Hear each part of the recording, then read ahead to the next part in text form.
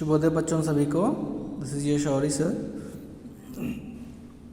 Today we are going to start our new lesson संरक्षक राहुल. संरक्षक राहुल. संरक्षक मीन्स సేవియర్, కాపాడేవాడు అని అర్థం. So Rahul is his name. సంరక్షణ పర్ కహానీ, the story on saving something. So అంటే దేన్ని కాపాడాడు రాహుల్ ఈ లెసన్లో, దేన్ని కాపాడాడో చూడాలి అంటే we have to go into the lesson. So let us go to the lesson. तट के इस भाग में ठंडक और शांति थी. సో తట్ means a bank, river bank. సముద్రానికి లేదా నదికి ఉన్నటువంటి ఒడ్డు ఉంటుంది కదా, ఆ ఒడ్డుని మనము తట్ అంటాం అన్నమాట. ఇస్ భాగ్ మే, so on the part where the story is going on that part ठंडक और शांति थी means it's very cool and very peaceful. इधर अधिक लोग नहीं आते थे, so not much people will also come to that bank. और इसी कारण यह राहुल की मनपसंद जगह है. That's why for the peacefulness Rahul likes that place. Okay, and शाम होने वाली थी. So on that day it's nearly evening. 1-2 घंटे में सूरज डूबने वाला था. डूबना मीन्स सूरज का डूबना मीन्स సన్సెట్, అంటే సాయంత్రం అయిపోతుంది, సూర్యుడు అస్తమించే సమయం ఆసన్నమైందని అర్థం. तो राहुल तटीय घास के एक झुरमुट के पास बैठा था. झुरमुट मीन्स పొదలు. తటీయ ఘాస్కి ఏక్ ఝుర్ముట్. తటీయ ఘాస్ అంటే ఒడ్డున ఉండేటటువంటి ఘాస్ means grass. What you're seeing here, తటీయ ఘాస్ means grass at the bank. एक झुरमुट के पास बैठा था. तभी कुछ आवाज़ें सुनाई दी जिनको सुनकर राहुल ने अपनी नज़र ऊपर उठाई. सो देन कुछ आवाज़ें सुनाई दी. ही हियर्ड सम वॉइसेस जिनको सुनकर राहुल ने अपनी नज़र ऊपर उठाई. So he was sitting peacefully there and by listening those voices Rahul started concentrating on them. उसने मछली पकड़कर लौटते हुए कुछ मछुआरों को देखा. When he looked at them where the sound is going on, he saw some मछली पकड़कर लौटते means fishermen. Some fishermen after fishing they are returning to the bank. कुछ మछువారోं को देखा. He saw some fishermen.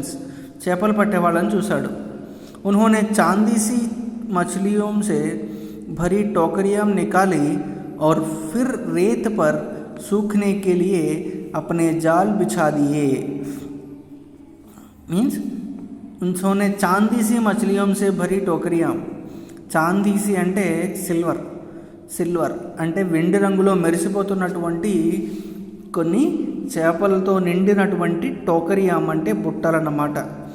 నికాలి Phir రేత్ per సూఖనే కే లియే అప్నే జాల్ బిఛా దియే.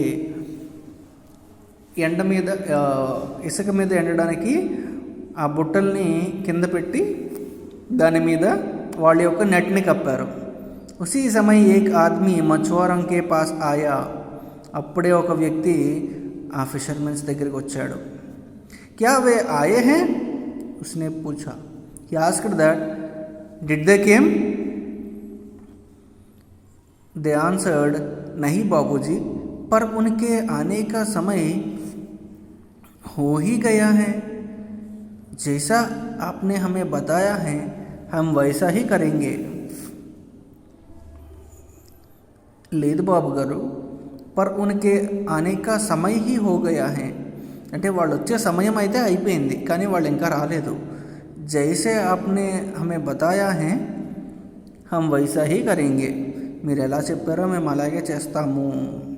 So there is something is going on their between the fishermen and this person.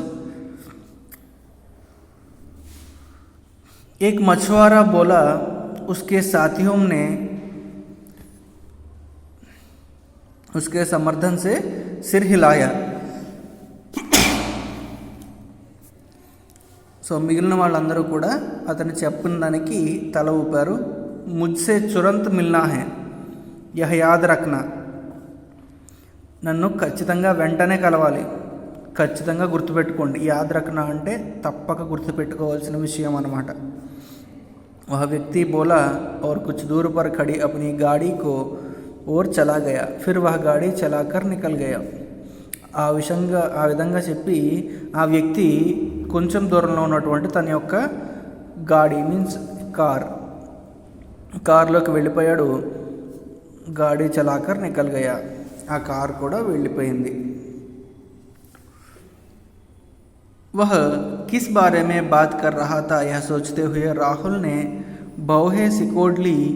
वे कौन थे?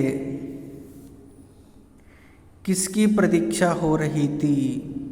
అంటే वह किस बारे में बात कर रहा था అంటే వాళ్ళు ఏ విషయం గురించి మాట్లాడుకుంటున్నారు.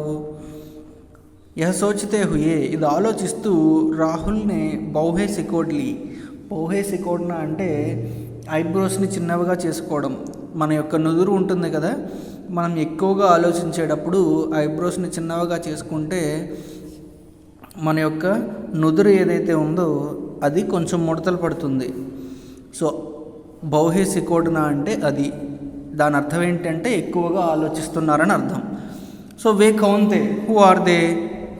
కిసికి ప్రతీక్ష కర్ రహే థీ అంటే ప్రతీక్ష మీన్స్ వెయిటింగ్. దేని గురించి వెయిట్ చేస్తున్నారు వాళ్ళు? राहुल ने बहुत सोचा पर उत्तर ना मिलने पर अपना सिर झटक दिया. ఎంతోసేపు ఆలోచించాడు. పర్ ఉత్తర్ నా మిల్నే పర్ అంటే ఆన్సర్ దొరకపోవడంతో సిర్ झटक लिया, తల వైపు మళ్ళీ అటువైపు చూశాడు. शीघ्र ही मछुआरे चले गए और तट पर फिर सुनसान हो गया. వెంటనే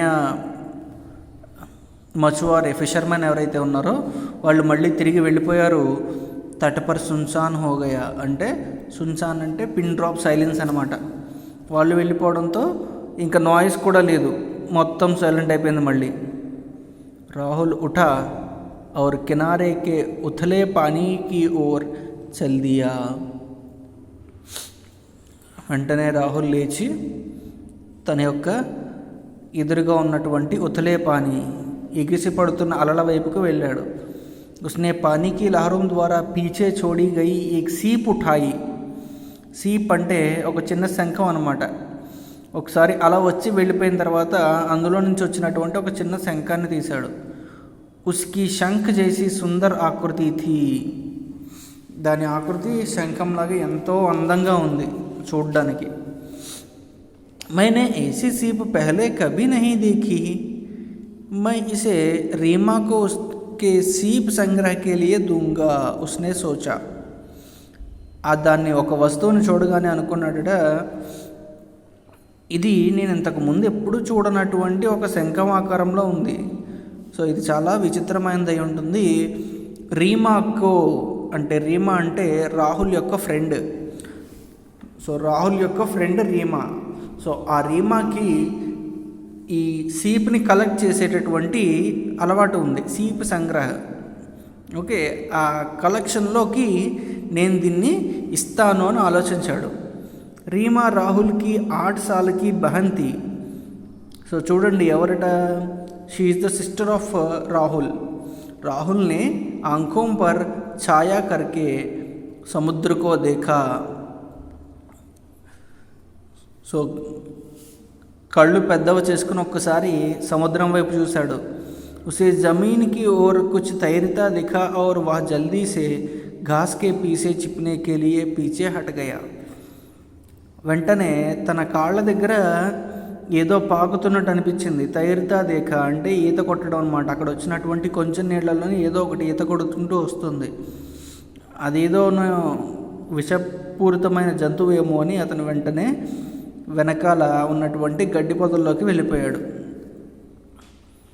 काफ़ी बदसूरत दिखने वाले भूरे हरे कछुओं का जोड़ा कुछ अजीब ढंग से रेत पर रेंग रहा था.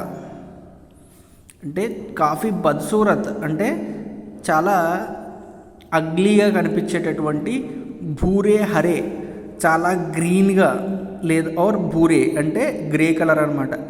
ఈ రెండు కలర్స్ ఉన్నటువంటి కచువంకా జోడ అంటే ఏ పెయిర్ ఆఫ్ టార్టాయిసెస్ కుచ్ అజీబ్ ఢంగ్ సే రేత్ పర్ రేంగ్ ఆ రహా తా. అంటే కొంచెం డిఫరెంట్గా నార్మల్ టార్టాయిసెస్ కంటే ఇవి కొంచెం డిఫరెంట్గా రేంగతా ఆ రహా తా. రేంగదా అంటే నడిచేటటువంటి విధానం అన్నమాట, డేకడం అంటాం తెలుగులో. సో అవి కొంచెం కష్టపడుతూనే ఈ ఇసుక మీదకి వచ్చాయి. राहुल को बड़ा आश्चर्य हुआ.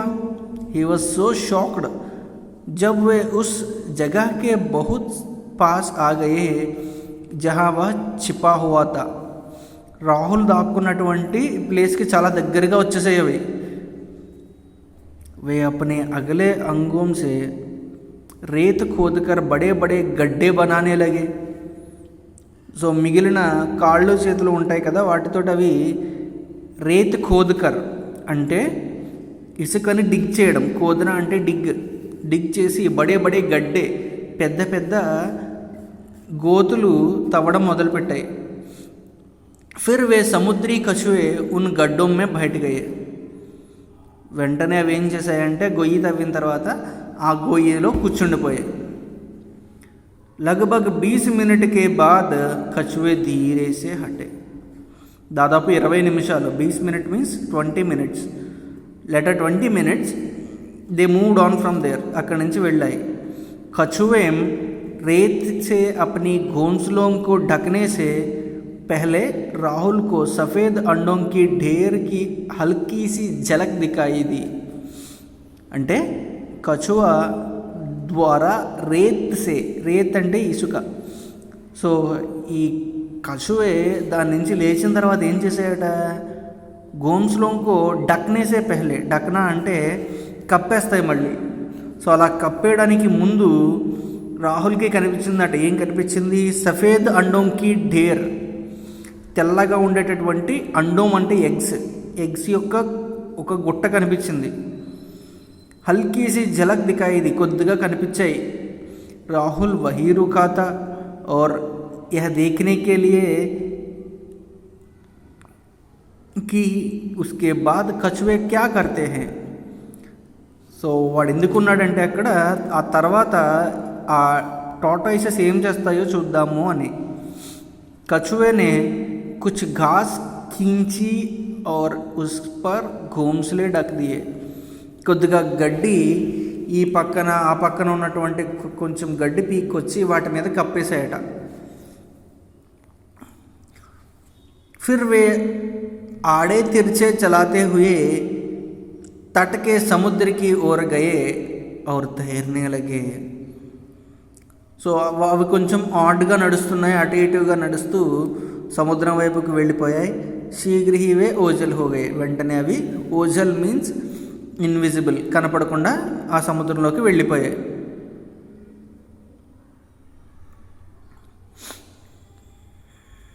సో ఇక్కడ వరకు ఈరోజు లెసన్.